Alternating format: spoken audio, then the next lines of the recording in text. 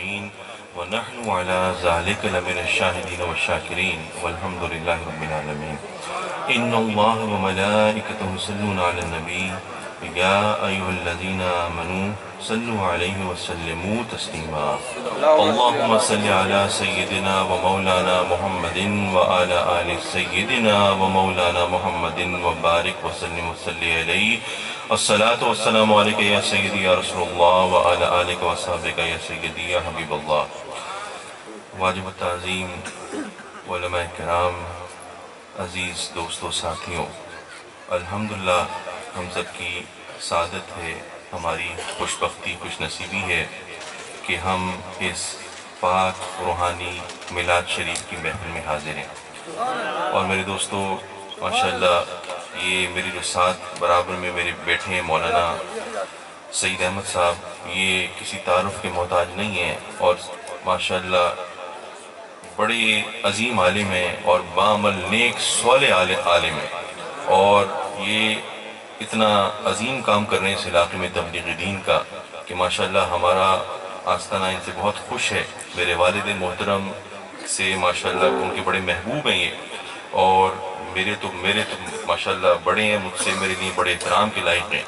اللہ تعالیٰ ان کو سلامت رکھے. یقیناً انہوں نے آپ کو بڑی اچھی باتیں بتائی ہوں گی، آپ کی بڑی تربیت کا پہلو کیا ہوگا، اور مولانا سے جب ہم ان کا بات سنتے ہیں ہماری خود بڑی تربیت ہوتی ہے. اللہ تعالیٰ ان کو سلامت رکھے اور آپ سب دوستوں کو سلامت رکھے. میرے ملک غلام رسول صاحب نے ماشاءاللہ یہ میلاد کی محفل سجائی ہے، اور اللہ تعالیٰ ان کو اپنی حفظان میں رکھے، ان کے گھر بار کو، خاندان والوں کو، سب کو سلامت رکھے. اور یقیناً میں تو عام سا بندہ ہوں، سادہ سا بندہ ہوں، مولانا محبت کرتے ہیں میری نسبت دیکھ کر، تو یقیناً میرے جو دادا کا نام ہے اور میرے والد محترم ہیں ان کی نسبت اتنی عظیم ہے کہ بس مجھ سادہ بندے پر کرم فرماتے ہیں اور مجھے عزت دیتے ہیں، ورنہ میں تو بڑا سادہ بندہ ہوں. میرے دوستو اللہ تعالیٰ ہمیں دین سیکھنے کی، سمجھنے کی اور نیک کام کرنے کی توفیق عطا فرمائے. بات یہ ہے کہ میلاد شریف جو ہے یہ ایسی محفل ہوتی ہے کہ اس سے عظیم اور اس سے خوبصورت محفل کہیں اور نہیں ہوتی. اس میں ہم میرے دوستو ہمارا تربیت کا بھی پہلو ہوتا ہے، اور اس میں حضور کے میلاد کی، حضور کی دنیا میں تشریف آوری کی خوشی بھی ہم مناتے ہیں. تو میرے دوستو یہ بڑی عظیم محفل ہے، اور اس میں حاضر ہونا، اس میں بیٹھنا، یہ بہت اجر و ثواب کا کام ہے. اور یاد رکھیں کہ جو اس محفل میں آتا ہے وہ کبھی خالی ہاتھ نہیں جاتا. جو میلاد شریف کی محفل میں آتا ہے وہ کبھی خالی سرکار اسے نہیں بھیجتے، سب کی جھولیوں کو سرکار مالا مال کر کے واپس لوٹاتے ہیں. میرے دوستو حضور کی شان یہ ہے کہ اب یہ مختصر ہو گیا وقت کیونکہ اب دن ہو گئے چھوٹے، مجھے جلدی کا کچھ میں نے جو آیت پڑھی ہے وہ اس حوالے سے بھی کچھ گفتگو کروں گا. بات یہ حضور کا جو میلاد ہے نا وہ قرآن سے بھی ثابت ہے، وہ حدیث سے بھی ثابت ہے، اس میں کوئی شک اور ابہام کی تو بات ہی نہیں ہے. لیکن یاد رکھیں ایک بات فلسفہ میلاد کے حوالے سے، ایک بات یاد رکھیں کہ ہم سنی کبھی بھی یہ نہیں کہتے کہ حضور کا میلاد منانا فرض ہے. ہم تو یہ کہتے ہی نہیں ہیں، کیونکہ بات یہ کہ فرض عبادات اور چیز ہوتی ہے. اب نماز ہے، روزہ ہے، زکوٰۃ ہے، یہ توحید ہے، رسالت ہے، اس پہ ایمان لانا یہ تو فرض ہے نا جی، یہ تو فرض ہو جائے گا. تو اگر میلاد اگر سرکار فرض فرما دیتے تو پھر میرے دوستو یہ تو غریبوں کے لیے بھی بڑی مشکل ہو جاتی میلاد منانا. تو میلاد جو ہے ہم یہ نہیں کہتے کہ فرض عبادت ہے، لیکن میرے دوستو اگر ہم یہ کہیں تو پھر ہم قرآن سے ثابت کریں، پھر حدیث سے ثابت کریں. تو ہم تو صرف یہ کہتے ہیں کہ میلاد انتہائی حسین عمل ہے، انتہائی خوبصورت عمل ہے، اور انتہائی باعث اجر و ثواب ہے یہ کام. کیونکہ جب سرکار کی تشریف آوری پہ میلاد مناتے ہیں اور حضور کی تشریف آوری پہ خوشی مناتے ہیں تو یہ ہمارے ایمان کا تقاضا ہے، یہ ہمارے مومن ہونے کی نشانی ہے، ہمارے ایمان کی نشانی ہے. اور بحیثیت حضور کے غلام اور حضور کا امتی ہونے کے ناطے ہمارا فرض ہے کہ حضور کی میلاد کی محفل منائیں. لیکن یہ فرض نہیں ہے، یہ میرے دوستو ہم یہ نہیں کہتے کہ فرض ہے. اور جو لوگ یہ کہتے ہیں کہ یہ شرک ہے، شرک اس طرح کی لغویات کہتے ہیں، میرے دوستو یہ تو شرک کو ختم کرنے والی چیز ہے، یہ تو شرک کو توڑنے والی چیز ہے. کیوں؟ اس لیے کہ شرک کیا ہوتا ہے؟ شرک تو یہ ہوتا ہے نا کہ اللہ کے برابر آپ کسی کو کہہ دیں کہ جی معاذ اللہ ہم کہتے ہیں حضور اللہ ہے، یا اس طرح کی بات کہتے ہیں. جیسے نصرانی عیسائی کہتے تھے کہ حضرت عیسیٰ علیہ السلام وہ خدا کے بیٹے ہیں یا وہ اللہ ہیں، اس طرح کی باتیں کرتے تھے. تو میرے دوستو ہم جو حضور کا میلاد مناتے ہیں تو ہم تو یہ اقرار کرتے ہیں کہ سرکار کی پیدائش ہوئی ہے، سرکار لباس بشریت میں دنیا میں آئے ہیں اور سیدہ آمنہ طیبہ طاہرہ کے بطن مبارک سے آپ باہر تشریف لائے ہیں، تو آپ تو لباس بشریت میں آئے ہیں اور آپ کی پیدائش ہوئی ہے۔ تو میرے دوستو یہ تو شرک کہاں سے ہو گیا؟ لم یلد ولم یولد، اللہ اللہ ہے میرے دوستو، نہ اس نے کسی کو جنا نہ وہ جنا گیا، نہ اس نے کسی کو پیدا کیا نہ وہ پیدا ہوا، لیکن سرکار تو پیدا ہوئے، آپ کی تو پیدائش ہوئی، آپ تو اپنی والدہ محترمہ سیدہ آمنہ طیبہ طاہرہ کے بطن مبارک سے باہر تشریف لائے۔ تو میرے دوستو یہ میلاد منانا تو شرک کو ختم کرنے والی چیز ہے، یہ شرک کی ضد ہے، یہ شرک کہاں سے ہو گیا؟ تو میرے دوستو یہ ہمیں اپنے عقائد کا پتہ ہونا چاہیے۔ ہم سنی کچھ زیادہ ہی تکلفات میں چلے جاتے ہیں اور ہمارے معصوم بھائی جو ہیں وہ الٹا سیدھا مولوی آ جاتا ہے ان کا، غیر مقلدوں کا، دیوبندیوں کا، الٹی سیدھی باتیں کر کے میرے دوستو وہ آپ کے ذہنوں کو آلودہ کرتا ہے۔ ہمارے لوگ ماشاءاللہ اتنے سادہ ہیں کہ وہ کوئی کتابیں بھی نہیں پڑھتے۔ تو بنیادی باتیں آپ کو پتہ ہونی چاہیے کہ اگر کوئی آپ کو شرک کا تانا دے تو اسے کہو کہ بھائی شرک کہاں سے ہو گیا، یہ تو سرکار کی پیدائش کی خوشی منا رہے ہیں۔ تو اور میرے دوستو یاد رکھیں کہ قرآن پاک کی مجھے وہ آیت یاد آ رہی ہے وہ میں سناتا جاؤں، یا بلکہ اس سے پہلے میں حدیث سنا دوں آپ کو۔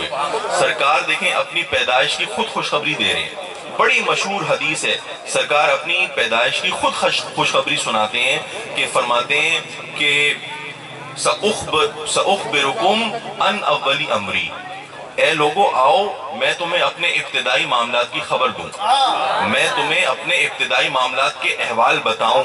کیا مطلب ہے؟ مطلب یہ ہے کہ میں تمہیں اپنی پیدائش کی خبر دوں۔ سأخبرکم ان اولی امری، گویا اس میں سرکار کیا فرما رہے ہیں؟ میرے دوستو سرکار دراصل یہ فرما رہے ہیں کہ اے لوگو ذرا دیکھو تو صحیح کہ میں کتنے خوبصورت انداز میں دنیا میں لایا گیا ہوں، میں کتنی شان و شوکت کے ساتھ اس دنیا میں آیا ہوں۔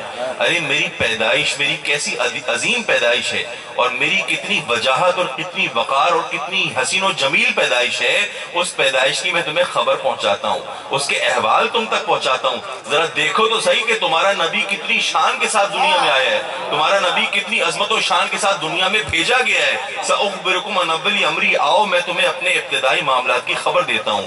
انا دعوت ابی ابراہیم وبشارت عیسیٰ ورؤیا ام التی رعت حین ودعتنی وقد خرج بها نور اضاء لها منه قصور الشام، کہ میں تو ابراہیم علیہ السلام کی مانگی ہوئی دعا کا پھل ہوں، جو میرے باپ ابراہیم علیہ السلام اپنی جبین نیاز وہ رب کے آگے جھکاتے تھے اور سجدے میں سر رکھ کر دعائیں مانگتے تھے، گڑ گڑا کر دعائیں مانگتے تھے، تو وہ میرے لیے تو دعائیں مانگتے تھے۔ اس دعا کا ثمر، اس دعا کا پھل، اس دعا کا انعام وہ ساری میری تو ذات ہے۔ اور پھر فرماتے ہیں کہ وہ بشارت عیسیٰ، ارے حضرت عیسیٰ میری تو گیت گاتے تھے، میری خوشخبریاں بشارتیں تو دیتے تھے۔ حضور کا اشارہ ہے سورہ صف کی آیت کی طرف، حضرت عیسیٰ نے فرمایا سورہ صف میں کہ میرے بعد ایک عظیم نبی آئے گا جس کا نام احمد ہوگا، اس کے اوپر ایمان لے کر آنا۔ وہی حدیث اسی طرف اشارہ کر رہی ہے کہ سرکار فرماتے ہیں کہ حضرت عیسیٰ میری نغمگی تو چھیڑتے تھے، میری تو گیت گاتے تھے، میری بشارتیں تو دیتے تھے، اور فرمایا ورؤیا ام التی رأت حین ودعتنی، کہ میں وہ چشمدید منظر ہوں جو میری ماں کو میری پیدائش کے وقت دکھایا گیا، وہ منظر ہوں جو میری ماں نے میری پیدائش کے وقت دیکھا۔ اور میری ماں نے کیا دیکھا؟ حین ودعتنی، جب میری ماں مجھے پیدا کر رہی تھی تو اس وقت جو منظر دکھایا گیا تو وہ منظر میں ہی تو ہوں، وہ چشمدید منظر میں ہی تو ہوں۔ کیا منظر؟ حدیث کے اگلے الفاظ ہیں کہ وَقَدْ خَرَجَهَا بِهَا نُورٌ أَضَاءَ لَهَا مِنْهُ قُصُورُ الشَّامِ، کہ میری ماں کے بطن مبارک سے ایسی عظیم روشنی نکلی، ایسا پاک نور نکلا کہ اس نور کی روشنی میں میری ماں نے شام کے محلات دیکھی۔ تو یہ حدیث میلاد ہے، اور اس حدیث میں حضور خود ہماری تربیت فرما رہے ہیں کہ آؤ میں تمہیں اپنی پیدائش کے معاملات بتاتا ہوں کہ میں کتنی عظمت و شان کے ساتھ دنیا میں لایا گیا ہوں۔ اور جب حضور پیدا ہوئے تو حضرت سیدہ آمنہ طیبہ طاہرہ نے پیغام بھیجا حضرت عبد المطلب کو، آپ اس وقت خانہ کعبہ کے سائے میں بیٹھے ہوئے تھے۔ جب پوتے کی پیدائش کا پتہ چلا، سرکار کی پیدائش کا پتہ چلا، تو حضرت عبد المطلب بہت خوش ہوئے، اور پھر فوراً میرے دوستو وہ آئے گھر کی طرف، تو سیدہ آمنہ زہرا طیبہ طاہرہ کے گھر میں داخل ہوئے، تو میرے دوستو پوتے کی پہلی دفعہ زیارت کی، سرکار سے نظریں چار ہوئی پہلی دفعہ، حضور کو پہلی دفعہ سرکار کی زیارت کی، تو میرے دوستو حضرت عبد المطلب نے شعر پڑھے، الحمدللہ الذی اعطانی ھذا الغلام الطیب الارضانی، کہ اللہ تعالیٰ، تمام تعریفیں اللہ کے لیے ہیں کہ جس نے مجھے پاک آستینوں والا بیٹا عطا فرمایا ہے۔ قد سادہ فی المہدی علی الغلمانی اعیذہ بالبیت ذی الارکانی، کہ یہ جو بچہ ہے پنگھوڑے میں، پنگھوڑا کہتے ہیں جس میں بچوں کو رکھا جاتا ہے، قد سادہ فی المہدی علی الغلمانی اعیذہ بالبیت ذی الارکانی، کہ یہ بچہ پنگھوڑے میں تمام بچوں کا سردار ہے، تمام عالمین کا سردار ہے، اور میں اس کو اس گھر کی پناہ میں دیتا ہوں۔ حتی اراہ بالغ البنیانی ذی شر من شنعانی من حاسد مضطرب العیانی، کہ یہاں تک کہ میں اس بچے کو جوان دیکھوں، طاقتور دیکھوں، کڑیل دیکھوں، خوبصورت دیکھوں، میں اس کو ہر دشمن اور ہر حاسد کی شر سے اور ہر گھمانے والے شیطان کی شر سے رب کی پناہ میں دیتا ہوں۔ یہ شعر آپ نے پڑھے میرے دوستو، کیسی حضور کی عظیم مبارک پیدائش ہے کہ حضور تشریف لائے تو میرے دوستو سب خوشیاں خوشیاں بکھر گئیں، صرف حضور کی غمزدہ والدہ میرے دوستو وہی خوش نہیں ہوئی، اور حضور کے صرف بوڑھے دادا صرف وہی خوش نہیں ہوئے بلکہ عرب و عجم خوش ہو گیا میرے دوستو۔ وہ عرب کے خدا فراموش لوگ وہ خود خدا شناس بن گئے، وہ خود شناس بن گئے، تمام عالمین کے لیے علم و معرفت کے دروازوں کے میخانوں کو کھول دیا گیا کہ جس کا دل چاہتا ہے آگے بڑھے اور اپنی پیاس کو وہ پورا کر لے، اپنی پیاس کو ختم کر لے، اپنی ہمت کے مطابق وہ جام نوش کر لے میرے دوستو۔ علم و آگہی کے سمندروں میں وہ حکمت و معرفت کے وہ موتی، آبدار موتی جو آغوش صدف تھے، ان میں پھر سے نمودے وہ انگڑائیاں، نمودے ذوق نمود اشتیاق پیدا ہونے لگا کہ ہم باہر آ جائیں، اور لوگ جو ہیں وہ خوشیاں منانے لگے، تمام عالمین جو ہیں وہ خوش ہونے لگے، طیور خوش نوا زمزمہ سنج ہوئے کہ خزاں کی چیرہ دستیوں سے جو تباہ حال گلشن انسانیت تھی اس کو سرمدی بہاروں سے آشنا کرنے والا آ گیا، اور میرے دوستو وہ انسانیت جو آہنی سکنجوں میں جکڑی ہوئی تھی، جو پستی میں ڈوبی ہوئی تھی، جو تاریک زندانوں میں غرق تھی میرے دوستو، اس کو ابدی اجالوں کی سیر کرانے والا آ گیا۔ جب نبوت کا ماہ تمام وہ طلوع ہوا تو میرے دوستو زندگی کے آنگن میں وہ چاندنی چٹکنے لگی، اور میرے دوستو وہ حضور کے جو غلام ہیں، حضور کے جو دیوانے ہیں، وہ اپنی حیثیت کے مطابق، اپنی سمجھ اور اپنے علم کے مطابق میرے دوستو وہ حضور کے سرمدی حسن پر وہ جان نثار کرنے لگے، وہ حضور کی گیت گانے لگے، اور ہم سب سجدہ بریز ہو گئے، اللہ کے آگے سجدہ ریز ہو گئے کہ یہ جو اللہ نے ہمیں نعمت کبریٰ اور نعمت عظمیٰ سے نوازا ہے، ہم اس کا شکر ادا کریں اور حضور کی بارگاہ میں خراج عقیدت پیش کریں، حضور کی گیت گائیں، حضور کا میلاد منائیں۔ تو میرے دوستو یہ میلاد شریف منانا یہ بڑی ثواب کا کام ہے، بڑی عظمتوں کا کام ہے، بڑی برکتوں کا کام ہے۔ یہ چیز ہمارے حصے میں آئی ہے، یہ چیز ہمارے حصے میں آئی ہے، تو یہ ہمیں مبارک ہو کہ ہم حضور کا میلاد مناتے ہیں۔ میرے دوستو یاد رکھیں کہ اس سے عظیم محفل نہیں ہوتی۔ اب میں کچھ باتیں کروں اور اپنی گفتگو کو سمیٹوں، وقت تنگ ہو گیا، مجھے ذرا جلدی گفتگو کر رہا ہوں۔ میرے دوستو بات یہ کہ قرآن سیکھیں اور حضور کی احادیث سیکھا کریں، یہ بڑی اہم بات ہے، اور آپ یقین مانیں کہ ہمارے معاشرے میں جو مسائل ہیں وہ اس کی بہت بڑی وجہ یہ ہے کہ نہ ہم دین سیکھتے ہیں، نہ قرآن سیکھتے ہیں، نہ حدیث سیکھتے ہیں۔ اس کی وجہ سے ہمارے معاشرے میں سنگین مسائل ہیں، اور ہم آ جاتے ہیں پیروں کے پاس تعویذ لینے کے لیے، دعائیں کروانے کے لیے، ہاتھ چومنے کے لیے، فلاں یہ کر دو جی، یہ کر دو۔ میرے دوستو یہ اس سے کچھ نہیں ہوگا۔ اصل چیز جو ہے وہ حضور کی تعلیم ہے، قرآن کی تعلیم ہے، حدیث کی تعلیم ہے، دین سے رغبت ہے۔ دین سیکھو گے، دین سمجھو گے، سرکار کے پکے سچے غلام بنو گے تو تمہارے مسئلے حل ہوں گے۔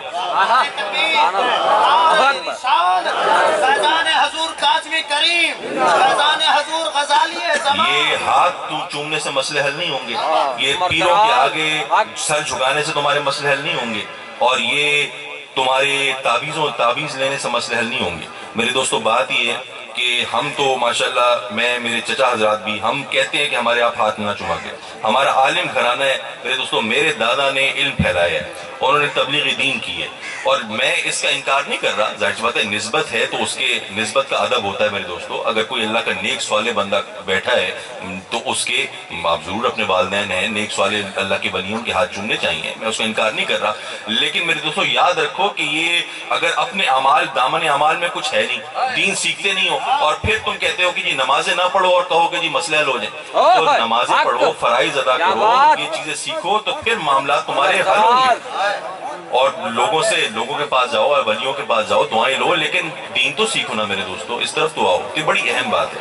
خیر میں آپ کو صرف موٹیویٹ کر رہا تھا، میں صرف آپ کو ایک تلقین کر رہا تھا کہ یہ دین جو ہے اس کی برکات ہوتی ہیں اس کے سیکھنے کی. میں نے آپ کے سامنے جو آیت پڑھی، اب وقت بڑا تنگ ہو گیا، میں چلیں کچھ اس کی باتیں کر دوں. وَالْكَاظِمِينَ الْغَيْظَ وَالْعَافِينَ عَنِ النَّاسِ. تو قرآن پاک میں اللہ تعالیٰ بڑی اہم چیز کی طرف توجہ دلاتا ہے. وہ نیک صالح بندوں کی ایک خصوصیت ہمیں بتاتا ہے کہ اللہ کے جو نیک بندے ہیں ان کی ایک خصوصیت اور علامت اور نشانی یہ بھی ہوتی ہے کہ وہ اپنے غصے کو پی جاتے ہیں. وَالْكَاظِمِينَ الْغَيْظَ، اور وہ وَالْعَافِينَ عَنِ النَّاسِ، کہ وہ لوگوں سے درگزر کرتے ہیں، لوگوں کو معاف کرتے ہیں، ان کی خطاؤں کو معاف کرتے ہیں. اور اللہ احسان کرنے والوں کو محبوب رکھتا ہے، پیارا رکھتا ہے. میرے دوستو غصہ کیا ہوتا ہے؟ غصہ، غضب، غیظ، یہ کیا چیز ہے؟ یہ ہے نفس کی بھڑک. یہ دل کے اندر جو کیفیت اور شدت پیدا ہوتی ہے نا، دل کے اندر جو جوش پیدا ہوتا ہے، نفس کے اندر جو جوش اور بھڑک پیدا ہوتی ہے، اور اس کے ساتھ ساتھ انتقام لینے کی جو خواہش پیدا ہو جاتی ہے کہ جو آپ کو تنگ کرے، اپنے دشمن سے انتقام لینا، بدلہ لینا، اس کی خواہش پیدا ہو جانا، اس کو کہتے ہیں غضب. یہ کاظمین جو ہے یہ نکلا ہے قزم سے، اور قزم کہتے ہیں سانس کی نالی کو. تو عرب کہتے تھے قزم فلانن، کہ فلاں کا گلا گھونٹ دو. تو قزم جو ہے سانس کی نالی کو کہتے ہیں، اور اصطلاح میں اس کا مطلب ہوتا ہے روکنا، خاموش کر دینا، یا جیسے مشکیزہ ہوتا ہے اس کا منہ بھر دینا یا اس کو ڈھانک دینا. تو اس قرآن کی جو آیت ہے وَالْكَاظِمِينَ الْغَيْظَ، کے غصے کو ختم کر دینا، خاموش ہو جانا، اور وَالْعَافِينَ عَنِ النَّاسِ، کہ دوسرے لوگوں کو ان کی خطاؤں کو معاف کرنا، درگزر کرنا. یہ میرے دوستو بڑی قابلیت کی بات ہے، بڑی صلاحیت کی بات ہے. یہ مومنین کی، صالحین کی یہ نشانی ہے کہ میرے دوستو وہ اپنا غصہ پی جاتے ہیں. اب ہم اپنا ذرا سوسائٹی کی ذرا صورتحال دیکھیں، معاشرے کی ذرا نظر ڈالیں. میرے دوستو ہم بڑے ہی انٹالرنٹ لوگ ہیں، ہم بہت جلدی غصے میں آ جاتے ہیں، کوئی بات ہوتی نہیں ہے اور ہم بھڑک جاتے ہیں. اور میرے دوستو ہم گالم گلوچ پر آ جاتے ہیں، ہم ایک دوسرے کو مارنے پر آ جاتے ہیں، اور اس کی وجہ سے میرے دوستو رشتے برباد ہو جاتے ہیں، گھر ٹوٹ جاتے ہیں. میرے دوستو بڑے غلط اثرات پیدا ہوتے ہیں، اور پھر بعد میں ہمیں پتہ چلتا ہے کہ جی ہماری چھوٹی سی غصے کی کیفیت نے جو ہے وہ ایسی آگ لگائی ہے کہ وہ اب بجھتی نہیں ہے. تو یہ اس کی وجہ سے میرے دوستو ہمیں ذرا سوچنا چاہیے کہ یہ غصہ بہت بری چیز ہے. مجھے حضور کی وہ بڑی مشہور حدیث یاد آتی ہے کہ حضور نے فرمایا کہ ان الغضب من الشیطان وان الشیطان خلق من النار وانما تدفع النار بالماء فاذا غضب احدكم فليتوضا. کہ جو غصہ ہے وہ شیطان سے ہے، ان الغضب من الشیطان، اور جو شیطان ہے وَإِنَّ الشَّيْطَانَ خُلِقَ مِنَ النَّارِ، جو شیطان ہے وہ آگ سے پیدا ہوا ہے. تو جو آگ کو بجھانے والی چیز ہے وہ ہے پانی. پانی جو ہے وہ آگ کو بجھاتی ہے. تو جب تم میں سے کوئی غصے میں آئے تو وہ وضو کر لیا کرے. کیا بات! تو جب تم میں سے کوئی غصے میں آئے تو وہ ٹھہر کر وضو کر لیا کرے، اس کا جو غصہ ہے وہ ختم ہو جائے گا. میرے دوستو یہ حضور کی احادیث ہمیں ڈسپلن بھی سکھاتی ہیں، تربیت بھی کرتی ہیں. بڑی گہری باتیں ہیں سرکار کی احادیث میں، حکمتیں بھری ہوئی ہیں، لیکن ہم اس طرف آتے نہیں. میرے دوستو حضور نے یہ اسٹریٹجی بتائی ہے، طریقہ بتایا ہے کہ غصے کو کس طرح سے کنٹرول کرو. غصہ آئے تو ٹھہر جاؤ اور کوئی بات نہ کرو، کلام نہ کرو، خاموش ہو جاؤ. کھڑے ہو تو بیٹھ جاؤ، بیٹھے ہو تو لیٹ جاؤ، اور اگر ہو سکتا ہے تو وضو کرو تو تمہارا غصہ جو ہے رفع ہو جائے گا.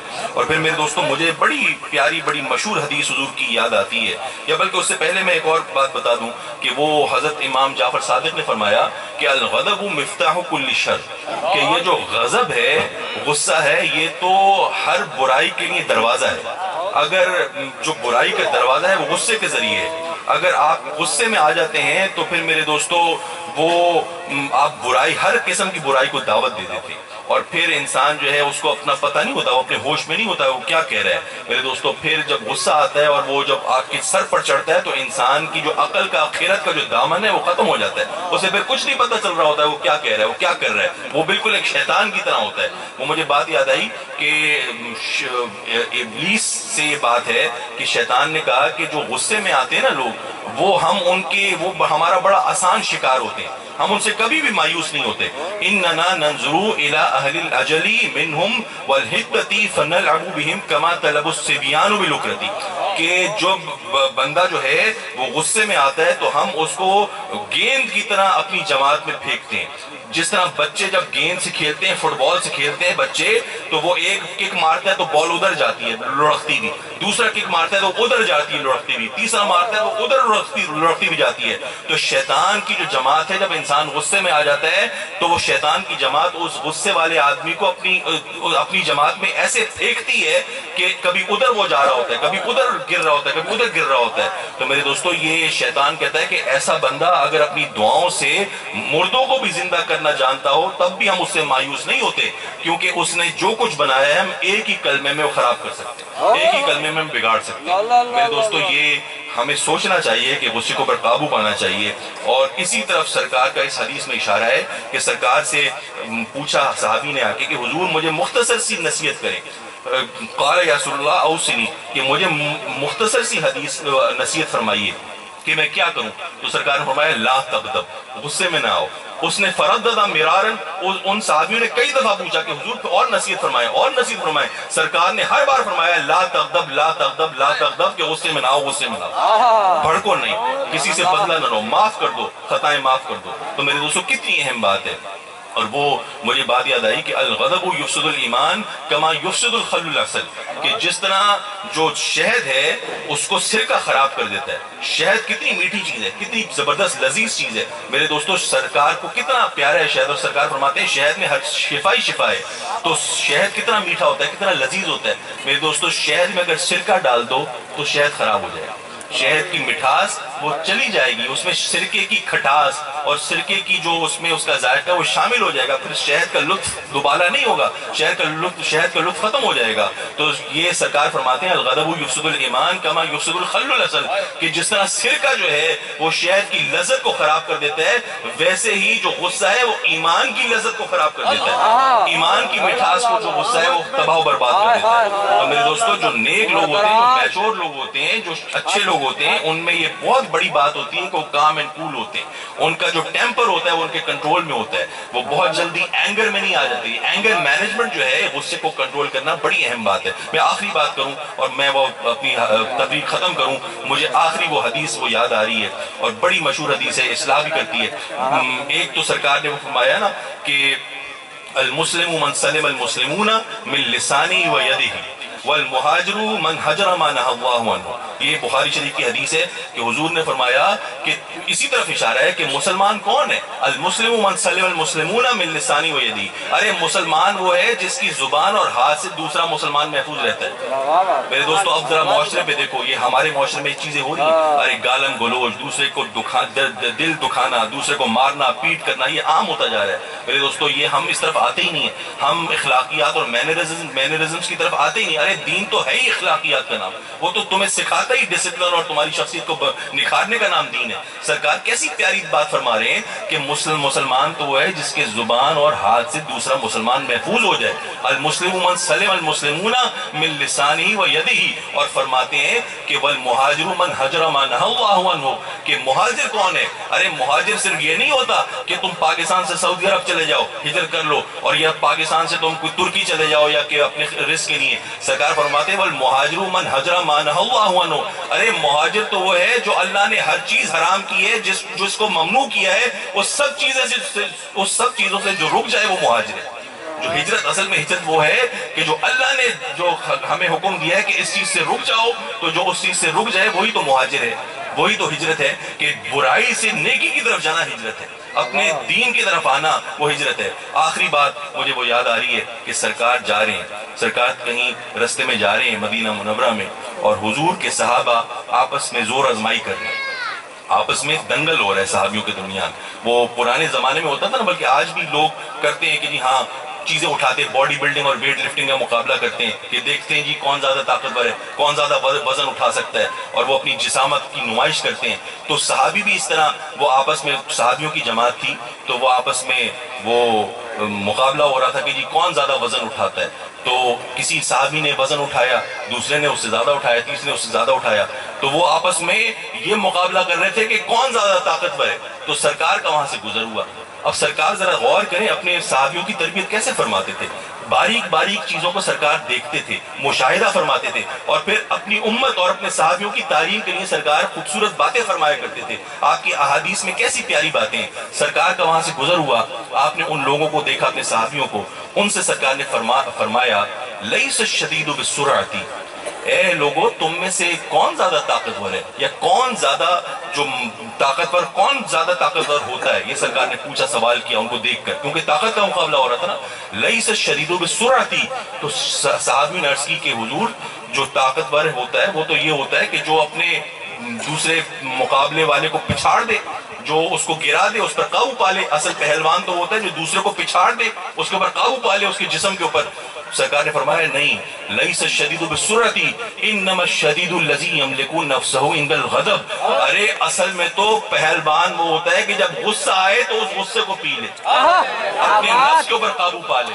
اصل میں پہلوان وہ ہوتا ہے. میرے دوستو بخاری شریف کی حدیث ہے، اور مسلم میں بھی اس طرح کی حدیث ہے کہ وہ سرکار دوسرے انداز میں ہے کہ سرکار نے فرمایا کہ ما تعدون السرعۃ فیکم، اے صحابیوں ما تعدون السرعۃ فیکم، تم میں سے طاقتور کون ہے، تم میں سے سب سے زیادہ طاقتور کون ہے.